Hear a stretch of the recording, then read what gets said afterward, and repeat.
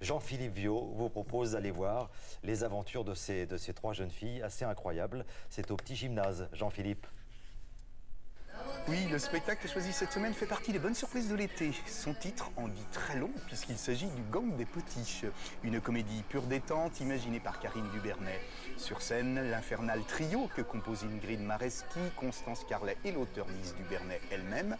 Eh bien, c'est absolument irrésistible. Sa mise en rire sans relâche est orchestrée par Alain Serrère et ça se joue ici même, au Théâtre du Petit Gymnase, c'est à Paris. 6 jours pour trouver 80 000 €. Oh, bah ça fait seulement 13 333 € au jour. Ah, ouf! Bonjour, je m'appelle Ingrid Mareski et je joue le rôle de Janice, qui est stripteaseuse et très gaffeuse. Et t'es obligée de te taper des types mariés, Janice? Ah bah comme disait ma grand-mère, s'ils sont entamés, c'est qu'ils sont bons à manger. Je suis Constance Carlet, je joue le rôle d'Edith, la sœur de Nina, petite peste qui se tape l'incruste.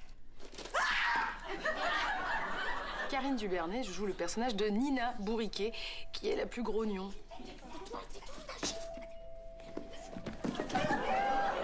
C'est trois personnages qui sont très différents et qui vont vivre des situations très cocasses et des rebondissements qui vont faire qu'elles vont être obligées à un moment donné de devoir faire un braquage de banque.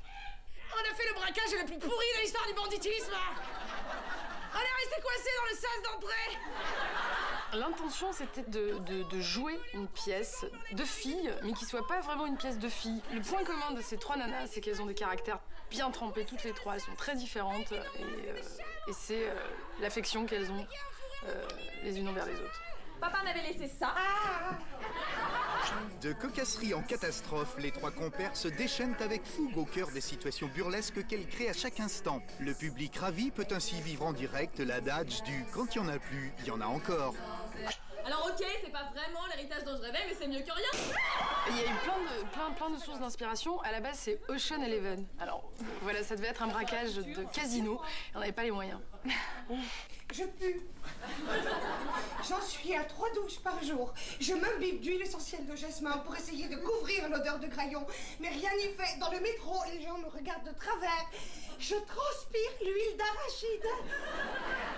On est dans une comédie d'action drôle. Très important. C'est physique, c'est rythmé et c'est pas gnangnan. Voilà. Ça, Richard, tu sentais pas qu'un type qui s'appelle Sam? Si, mais c'est fini depuis longtemps, ça. T'étais avec lui il y a 15 jours.